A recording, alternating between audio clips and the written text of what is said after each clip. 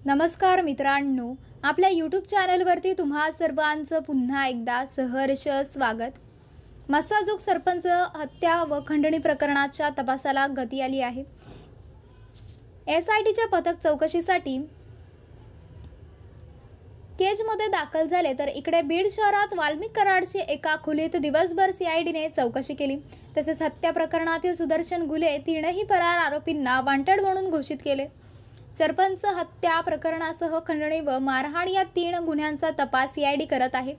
तर हत्या प्रकरणाच्या चौकशीसाठी उपमहानिरीक्षक बसवराज तेली यांच्या अध्यक्षतेखाली स्वतंत्र एसआयटीची स्थापना केली आहे। यातच या प्रकरणी धनंजय मुंडे यांनी राजीनामा द्यावा अशी मागणी विरोधकांनी केली आहे।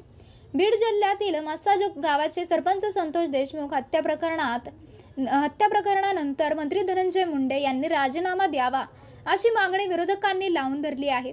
परंतु या घटनेत माझा काहीही संबंध नसताना मी राजीनामा द्यावा तरी का, असा सवाल धनंजय मुंडे यांनी विरोधकांना केला आहे। यातच भाजपा नेते आणि मंत्री राधाकृष्ण विखे पाटील यांनी धनंजय मुंडे यांच्या राजीनाम्याबाबत मोठा दावा देखील केला आहे। पत्रकारांशी संवाद साधताना राधाकृष्ण विखे पाटील यांनी याबाबत भाष्य केले। संतोष देशमुख हत्या प्रकरणाचा तपास करण्यासाठी एसआयटी टीम नेमण्यात आली आहे। या विशेष तपास पथक बीडमध्ये तपास करून आपला अहवाल मुख्यमंत्री देवेंद्र फडणवीस यांना सादर करेल। हा एसआयटी अहवाल आल्यानंतर धनंजय मुंडे यांच्या राजीनाम्याबद्दल निर्णय होईल, असे राधाकृष्ण विखे पाटील यांनी म्हटले आहे। यानंतर राजकीय वर्तुळात चर्चांना उधाण आले आहे।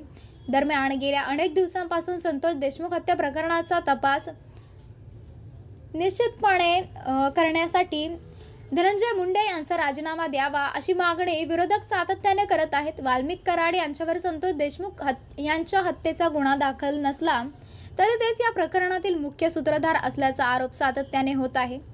वाल्मिक कराड हे राज्याचे अन्नपुरवठा मंत्री धनंजय मुंडे यांचे निकटवर्तीय आहेत।